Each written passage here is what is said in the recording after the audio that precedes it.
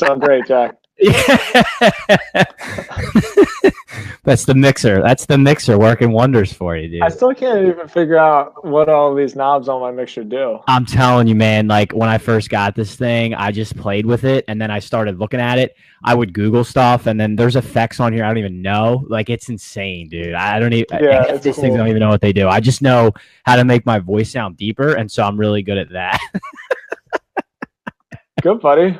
Well, what's up? How are you? Good, man. Good. Everything's going good. We had our first live show yesterday. I sent you that link. That was a big success, man. Big success. So I know you're not in the area anymore, but that's a really cool place there on Main Street in Norristown that they emptied out. It's like a very old historic firehouse. And that place is really cool. I actually put a second Facebook Live video up on my page where before we get there, they had the front door open. So we were like looking in and there's an overlook seat. The place is amazing. It was a great time yesterday. What was the experience? Well, hold on. Before I even get into it, give like some context as to what it was. It was your first live podcast, right? Yes, that's right. First live podcast, first on location podcast. We've done a podcast before, not in studio with people, but it was like 3 people. So we had upwards of 35, 40 people there yesterday. So it was a lot different experience, right? And the crazy thing about it is being there, people can hear you. We did actually have some issues with the sound reaching the back of the place, like that to be up closer, but that was like a first-time trial type of deal. But you can hear cars driving by because the front doors of the place were open, like the raindrops coming down. So it's a lot to focus on. And remember, when we do this podcast, right, there's only 2 of us. And if you think about like traditional shows and radio shows, people always have somebody off screen doing the producing, right? Sure. So literally, if you watch, you'll see a couple times where I'm listening to the feed through my headset, right? And I see people. So you'll watch me. I'll flip it to my partner and he'll start talking and I'm like, and then I'll start messing with the knobs, right? Like you're trying to do it real time, mess with the feeds, and then like keep the conversation going. So it's interesting, but it did come out really good. I saw that. I watched about 15 minutes of it. It seemed like, at first it seemed like you guys were kind of trying to get your groove a little bit, but I could imagine like I would be nervous to do that too. I think I'm feeding through. Put your headphones back in. Oh, headphones? You hearing? Yeah, because I was coming back through them. Are you hearing? Oh, okay. Yeah, I'm good now. But yeah, I if I had to do a live podcast in front of other people, I think I would be really nervous, man, because you think that you're just kind of sitting there having a conversation, but it's totally different when people are watching you because you can kind of feel like if they're engaged, you can feel like if the subject matter that you're talking about is like really resonating with them, you can kind of feel when they're drifting off a little bit, or if all of a sudden people start to get up and grab some beers. Could you feel like the crowd when you were doing it? You're 100% right. So envision like if you're a teacher, right, and you're standing up in front of 100 people in a crowd and you're trying to speak to them and you're trying to pan the room and make eye contact. But when you can see some people not engaged, right, when you're there, you don't know why. I mean, there was people there having cocktails, hanging out, talking to friends while they're listening. So you kind of to block it out. The crazy thing was towards the end, when we did like an hour and 15-minute show, the crazy thing was some people were leaving towards the end, right? So they're coming up to the exit on our left and they're like saying bye to us while we're like doing the show. So we're like, oh yeah, see you. Like see you, man. And then like mic back up. So you're like mouthing words into it. And then, but yeah, it was definitely a very unique experience for sure. That's good to get some practice though, because live podcasts are, just podcasting in general, and geez, we've been talking for like 10 minutes already, and we haven't even like spoken about your show yet. So it's just podcasting in general is like this whole new wave of entertainment, and I think a lot of us are still just kind of running through like what the different options are. Like if you can do it, I totally live agree, and interactively with other people. So I'm happy for you. And on that note, I've told you a couple of times that we've talked like through Facebook. I think the subject of your podcast and like the timing of your podcast and considering like the landscape is all really, really perfect. So on that note, let me kind of tee this up to you a little bit. Here's your chance to like tell all the Tim Stodds community about like what your show is about and what you guys are doing and why you do that. I'm gonna do this real quick. He flips the hat I around. haven't taken it Flips the hat around. I mean, Tim and I are both huge Eagles fans, obviously. So, yeah. So, what From the Hill really is it's a almost 100% sports podcast, right? And so, it's funny that you talk about that as a Philadelphia-based podcast because what we try and do, and I hear this from a lot of people locally, right, is we should do a little bit more local. But the way that I look at this is we do cover a lot of the local sports heavy.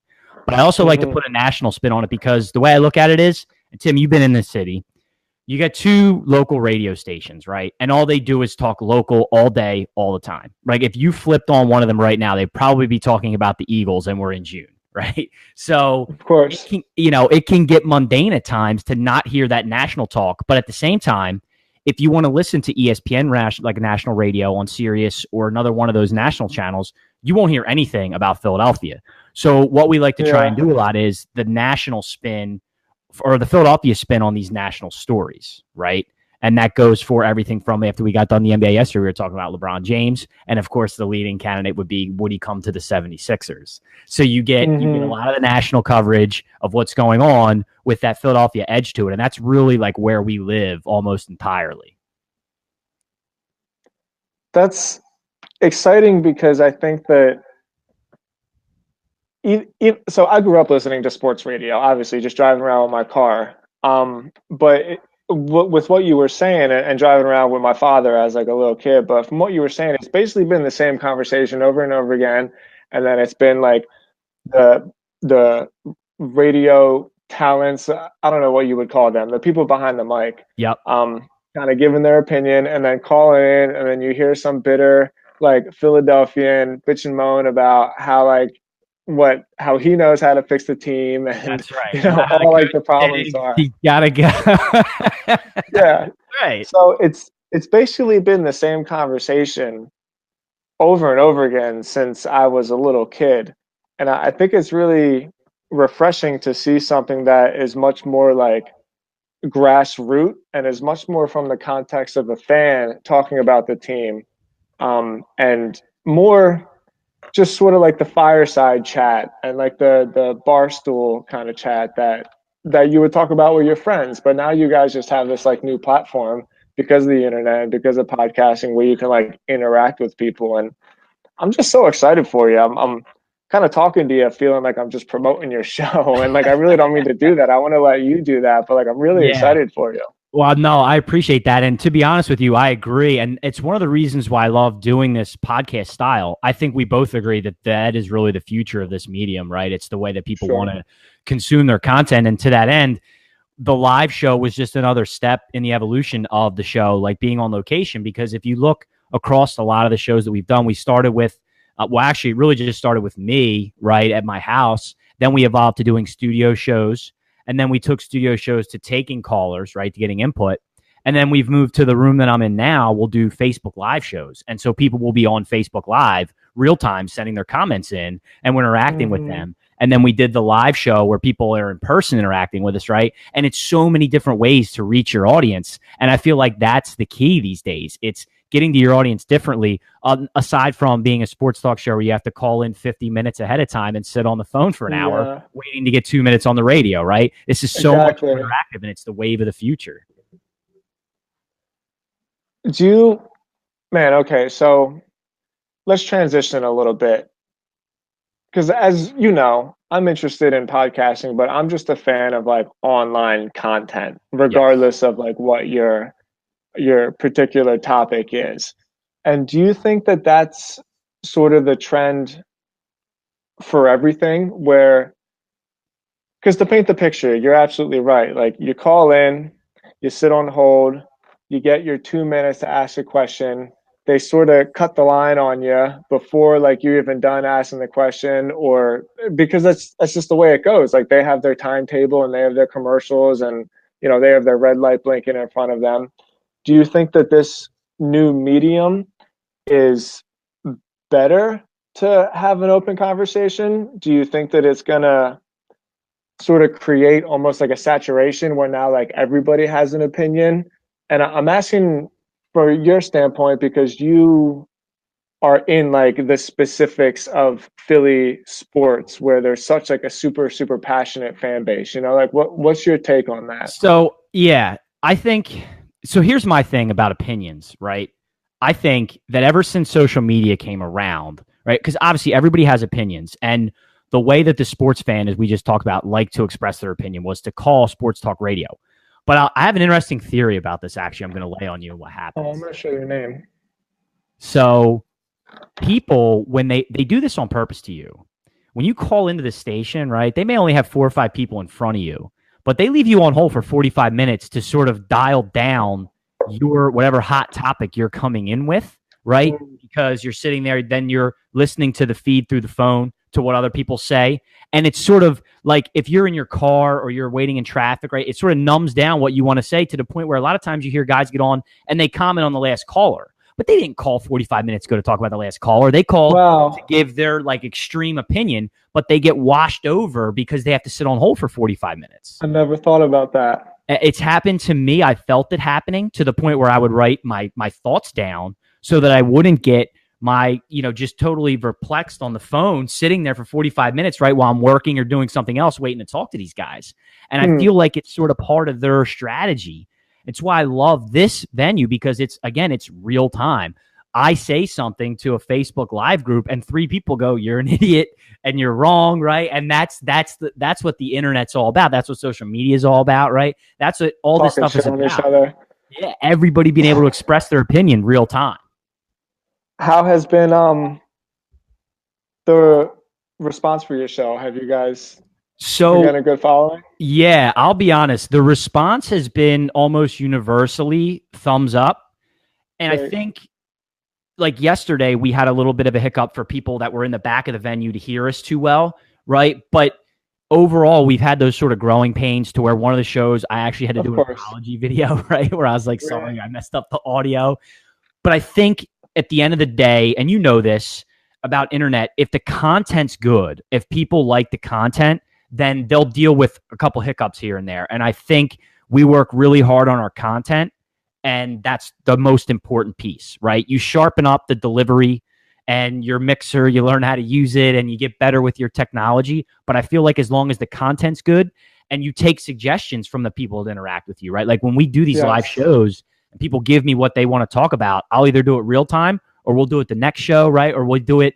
A lot of the content I generate, Tim, if we do a Saturday show, I'm at the bar Friday night with buddies and we're generating content, right? Because this is the stuff Mhm. everybody's talking about. I think you're absolutely right there. And the sort of motto that I've had from my website, my Tim Stott site, is hit publish. Because I think the problem that people get is they want everything to be too perfect and they're scared to kind of share it out with the masses. And I think what we're doing right now is like a perfect example of that. This is a new format. I've never done like a live video split screen Facebook Live chat, which I'm going to rip the audio and put it into a podcast. And even trying to get this set up took like 10 minutes of figuring it out.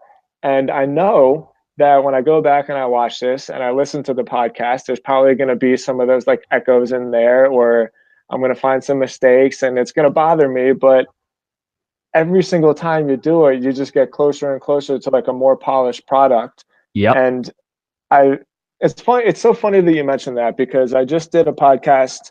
It was like a real short one. It was an 18-minute podcast that I published. I published it yesterday and I recorded it on an app on my phone while I was driving it to the gym. And I did that on purpose because the content of it was exactly what you said. That don't wait until you get your production perfect. You know, if you have an iPhone, you can do a podcast. If you That's have an right. iPhone, you can make a YouTube video. Like if you can call GoDaddy, you can get a website up there and you can get something, you know, like you don't have to wait for the stars to be aligned perfectly just to start expressing yourself and get your message out there.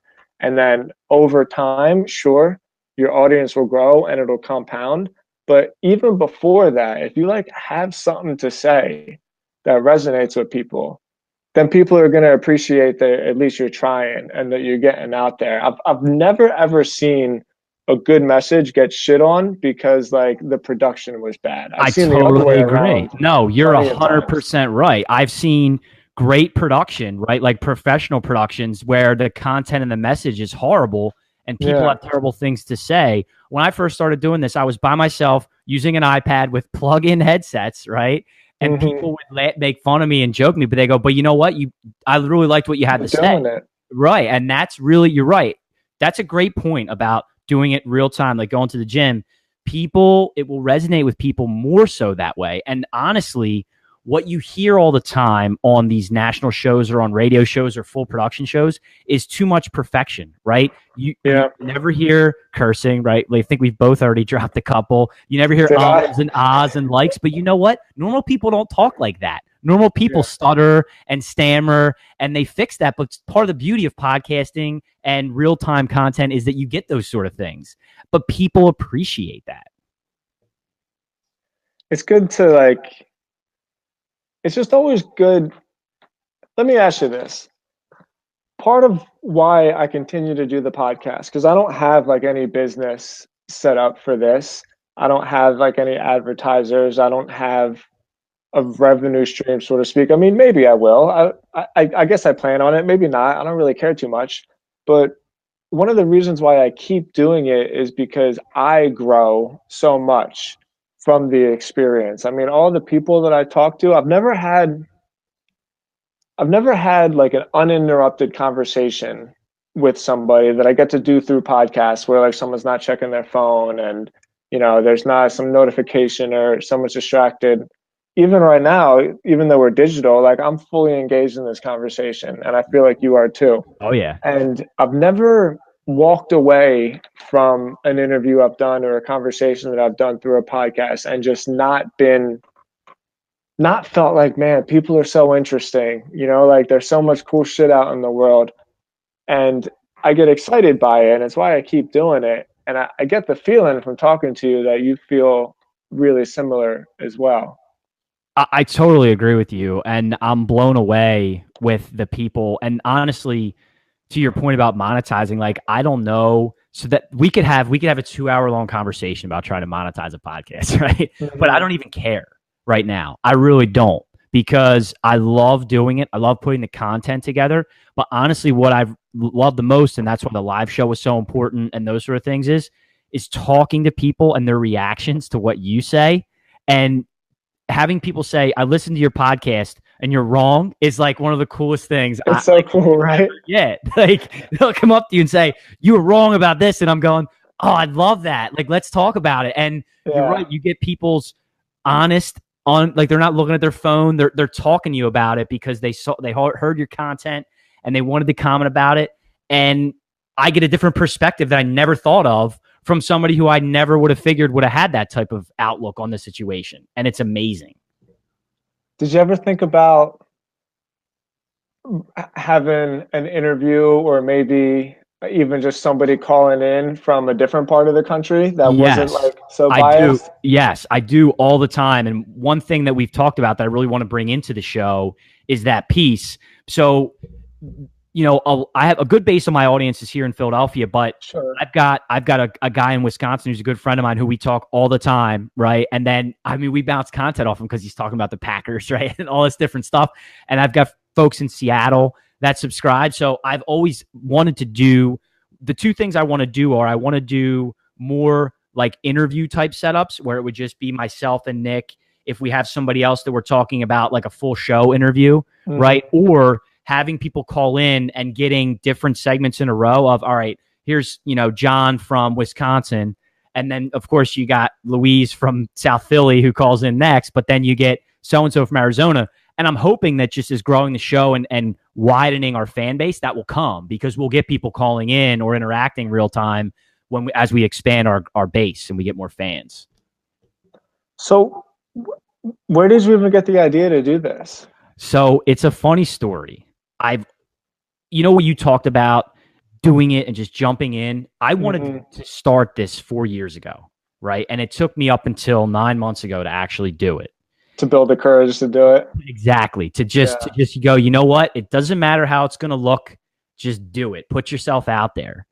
And I started with actually a golf club review that I did, which was like my initial podcast, right? And then a friend of mine was doing, he works for the Conshohocken Sport and Social Leagues, and he sort of like manages them. And he said, I'm setting up a tent at the Conshohocken Beer Fest. Would you help me out? And my response was, I will help you out, but let's do a podcast there. And I brought my iPad and 2 plug-in microphones, and we did 4 segments there, and it was incredible. And the response was just like amazing. And that was it. I was like, you know what? I'm doing this. I'm pushing forward because people liked it. It was impromptu, but it worked, and it's just grown from there. It's so cool. The first thing that got me started, and you know, like a whole lot about my story because we basically grew up together. But when I moved to Florida and when I was getting sober, my mind was kind of all over the place. And I read this magazine that somebody subscribed to me. It was a success magazine. And I mean, it was only 8 years ago. It seemed so outdated at the time, but they used to give CDs with interviews in Success magazine. And there was an interview with a guy named Seth Godin, who I still like. I read his blog every day. He's been really influential on me and like my online marketing. And in the interview, they asked, what's the best thing that you can do to sort of get out there? And he said, start a blog and write in it every day. He said, don't tell anybody about it. It's not about getting the views. It's literally just about, it's about like ownership of your art, you know, like finding what it is that you want to say and not letting all these ideas control you, but rather you taking like ownership of them and saying like, this is who I am. This is what I have to say, and like putting it out there. And so that's what I did. I went to back then Google owned this company called Blogspot, and you could just sign on right now. It's basically WordPress now. It was like the WordPress of 8 years ago. And I just started writing, and I really wish I still had it because I can only imagine how like ridiculous all this shit that I used to write was. Wouldn't you love to go back? I mean, maybe not though. Yeah, maybe not though. It's probably better. But I mean, that was it. I got the courage to just say like, this is what I'm making. And then, yeah, you feed some of the bad reviews and people kind of make fun of you. But then there's always that one person that says like, hey, I really appreciated you doing that. That's all it takes. Right. And you know what I found? What I found with the internet, right? And I think you and I, from growing up in this era where we're used to the internet, bad press on the internet actually is good, right? Like if people are trolling your content on the internet, that means they actually listened to it and they actually read it and they actually paid attention to it. So a lot of times that like joking around, even if they're actually coming after you making fun of it, it's not a bad thing. It's sort of like the internet's way of telling you you're doing a good job. Well, and it's not. So kind of on that note, like I was talking about Seth Godin, he has this concept of being remarkable. And remarkable doesn't necessarily mean amazing. It just means worthy of making a remark, right? So like whatever you said, you sparked an emotion. And that means that you matter, you know? It's, what's the quote? Like the opposite of love's indifference, you know? It's not hate. It's just like, oh, I don't even care enough about that. Right. And so once you get to the point where what you say matters enough that somebody cares, regardless of what the emotion is, like they care. I think that's the important thing to go for. I completely agree with that. You're 100% right. You're absolutely right. Because the fact that you can get a reaction out of somebody means that they, at some level, value what you're saying, right? They may not agree with it, but you're able to establish a reaction, which in and of itself is winning. Yeah. There's so many like, man, the way my mind is going, I can see like a whole bunch of different directions because you're in like a unique conversation because we can talk about your podcast in particular and like the Philly sports, or we can talk about just your overall viewpoint on what it's like to be like a content. Oh yeah. I mean, I'll be honest with you. I talk about this all the time with my co-host in that. So we sort of started what you would think is backwards, right? We started doing video first with audio on YouTube. And a lot of people start the other way, going audio only and then graduate to the video. And I said to him that the reason I did that is because to me, like I knew we needed the audio only portion because a lot of people aren't going to YouTube it. But I wanted to start at YouTube because I've grown up in a YouTube provided era where a lot of people that I know, you know, will stream video games through Twitch, right? Or will provide all their content through YouTube. So for me, I felt like that was the medium. And he disagreed, but it's funny with us talking to like different people. We sat down one night and he turned to a friend of ours and goes, how do you listen to the podcast? And he turned right to us and goes, oh, YouTube. And I told him, I'm like, dude, because you don't have to understand, because you have to take yourself sometimes out of how you consume your content and think about how a lot of other people do. And what I said to Nick is, I'm like, I know you never sit and we'll listen to YouTube for a half hour, but I do it on a nightly basis. Like I have different content providers for sports, right? For politics, for video games, for anything that I listen to on YouTube. That's my platform. And a lot of people are that way. Some prefer the iTunes podcast or your SoundClouds or your audio onlys, but a lot of people go to YouTube. And so you have to think about, and again, that's why the Facebook thing is huge, right? Because some people, they love going on Facebook and checking on people's videos and Instagram. Like you have to get into the mindset of the audience and where are they going to consume your content, and then make sure you hit every single platform.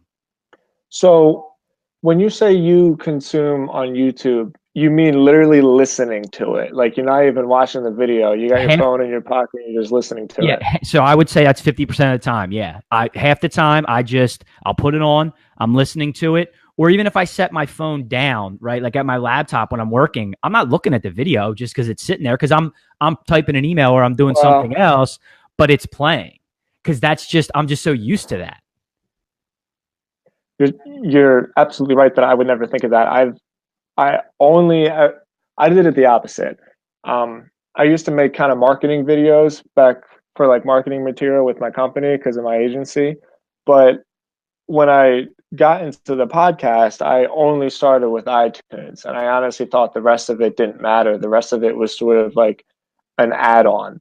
And I never even thought that somebody would put on the YouTube video just to listen to it. And now, as you say that, and I kind of observe my own behavior, there's a bunch of different times that I've done that.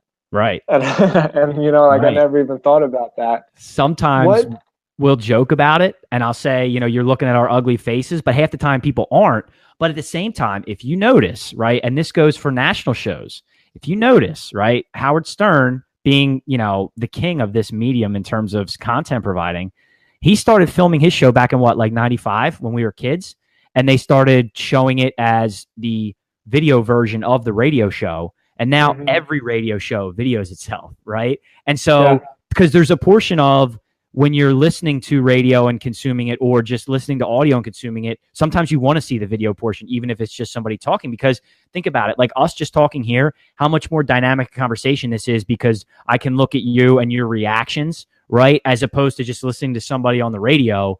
When you listen to a podcast and you watch it as well, you can see people's reactions to what the other person is saying, versus sometimes voice inflection or things like that. It's harder to notice how somebody actually feels. So there's a huge piece of the podcast realm that I feel like video has a huge importance in. And that's why I feel like YouTube should be a good piece of anybody's content providing, let's call it, portfolio, right? Yeah, I agree. And I also think creating a podcast, there's a lot of value in being able to look at each other, even though we're across the country from each other. I can always tell, and I would have this conversation with my girl because she likes, what's that guy's name? Ben Greenfield. You ever listen to him? The fitness guy. Yeah. And I can always tell when his podcasts are over Skype, because it's like he has all of his questions lined up and then he just asks them. And then I almost feel like he kind of puts his mic on mute and he just lets the other person talk. And he's a great interviewer. He's been doing it for a while. So I'm sure there's other examples that are like more linear in terms of like your turn, my turn, your turn, my turn. But I feel like I can always tell. And I like having the person in front of me on the other side of my desk to be able to look at them. And I knew that if I was going to have the ability to record podcasts with people that I wasn't in the same room with, I at least wanted to still be able to look at them, because there's just something to it. I don't know what it is. It like helps in the engagement of the conversation. I completely agree with you. And when we talked about doing this, right, we were talking about doing a Skype video or something like that. But this setup, which as soon as you sent to me to look at, I was like, this is incredible. It's pretty cool, right? It's great. And that's the piece of interaction that I feel like people they take for granted on the video portion, right? Mm-hmm. And the reason that I say that is because literally, like, my podcast partner and I argued about that in the video portion, and there was a piece where he's like, well, we don't really need the video. I'm like, trust me, man, the video is important because you see us reacting real time to this stuff, whether it's to each other or to callers, right? Like, that's stuff that you may not think about, but a lot of people like to consume. And again, you could turn on ESPN in the middle of the day and they're showing the Dan Le Batard show on TV, right? The guys are on TV, and the Will Kane show, they're showing the guys on TV. That's the new way that these talk type of shows are put out. Okay, so let me switch it up real quick. What is it like having to do a podcast with a partner? Okay. And feel free, because yes, I don't have to do that. And I can imagine that that's difficult. So the prophet and I have developed a good rapport over the last 6 months, right? Sure. But initially I had started it by myself. And I'll tell you, it's always an experience, right? And the last couple of shows that we've gone through have been pretty smooth, but we'll go through shows where we disagree on content, we disagree on viewpoints, we argue, we talk over each other, and we're not a radio show where like somebody can cut somebody else's mic off, or we'll just be there. And it can be very difficult, but it also helps you grow, because the thing I have to be careful of, right? And it's about knowing your weaknesses, I feel like, as a person overall and as a content provider. I talk way too much. Right? And which in this, you have always been really gabby. Yeah, you've known me a long time. I will talk forever. I could talk for 50 minutes straight and never shut up. But I need somebody sometimes next to me to be like, yo, dude, shut your mouth. Like, you're talking too much. Let people digest what you're saying, right? And to fill in. So it's a good like yin to my yang. And that helps me grow to be like, all right, maybe I should, get my point out, but not go on a 25-minute spiel about nothing, right? Just to keep talking. So I feel like it helps a lot doing them with somebody else. It's great to do them by yourself, especially, and I'll still do them if I really feel strongly about a point and I want to get it out. But I've done them by myself and I filled 40 minutes and then I'm like, okay, I'm ready to close down. Whereas like we're doing now, we were talking when Nick and I have done them, and we look up, and we're at the hour and a half mark, and it feels like we've been talking for 10 minutes. Yes, absolutely. And I think that touches on kind of what I was saying before, where I've learned a lot about myself, and I've learned a lot about the art of conversation.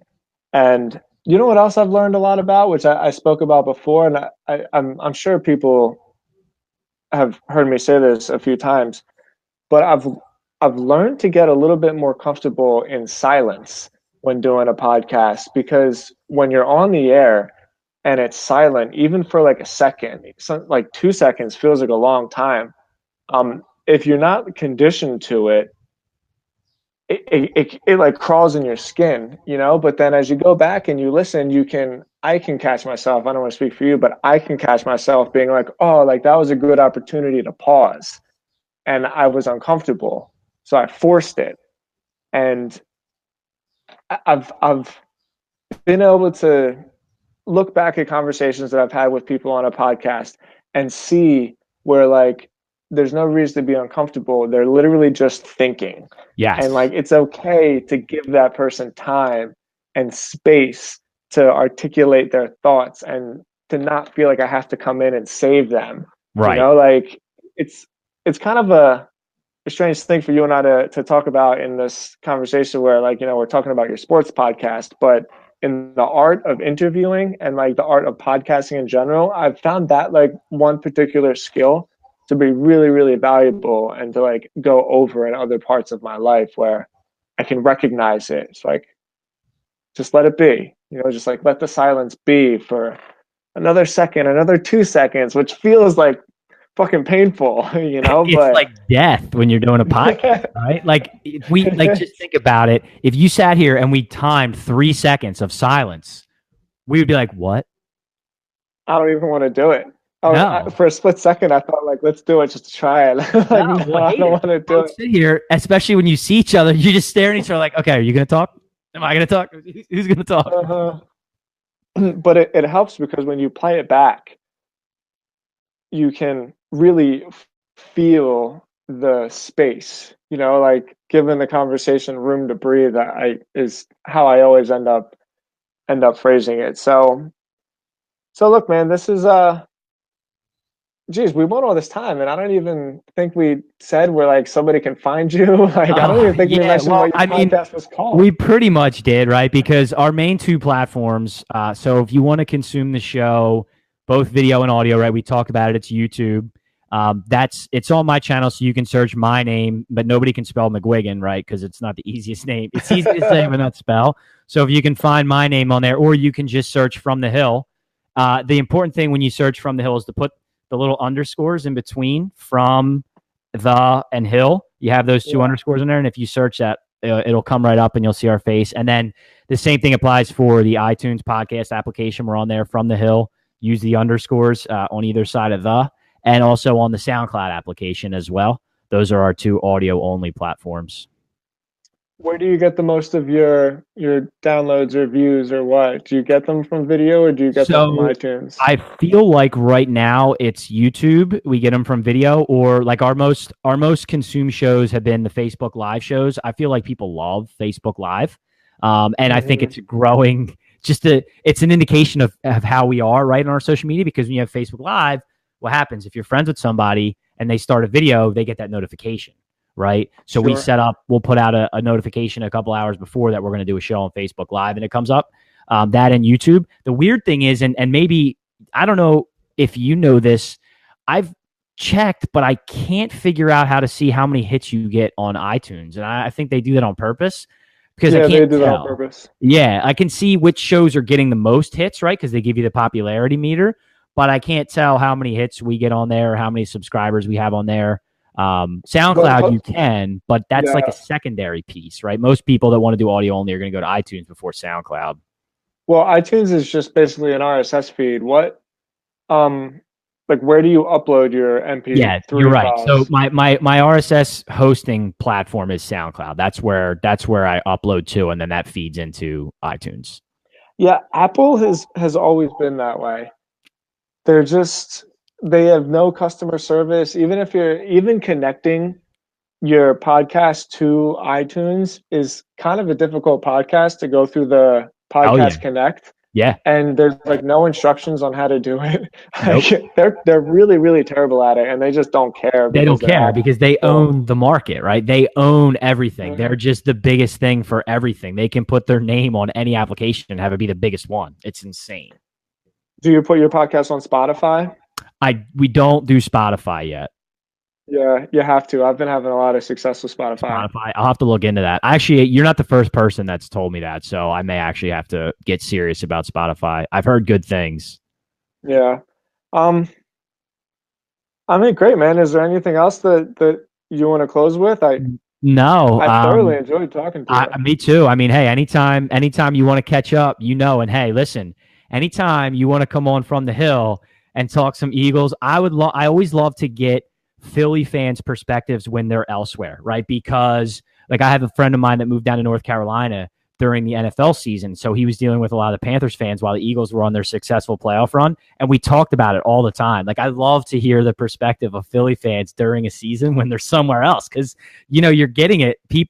Philly has this interesting dynamic wherever you go, right? So I always love to hear it. So anytime you want to come on Okay. FTH and give us the Eagles fan Well, perspective. before we leave, then let me tell you what it was like to be in lonely Boca Raton, Florida, when the Eagles won. I'll tell you exactly what happened, and if my sister watches this, she can confirm it because my sister was, Emmy DeStefano, right? Yes. She was in Center City with her, and they won, and they FaceTimed me. And I have a boosted board. It's like a little electric skateboard that goes really fast. And I'm flying on my boosted board just around Florida, just screaming at whatever person I can find. And so she FaceTimes me, and I ditched my board, and I just was running. I don't even know how to explain it, and it's not going to register to people who are listening to this, like the rush that was going through my body. But I'm just running down the street. And Alex FaceTimes me, just like, "What are you doing?" I'm like, "I'm just running." It was great, man. That was a great moment. I didn't even have anybody over my house because I was so worked up. Like people were inviting me to parties. I was like, no, I can't do it. I have to watch it alone.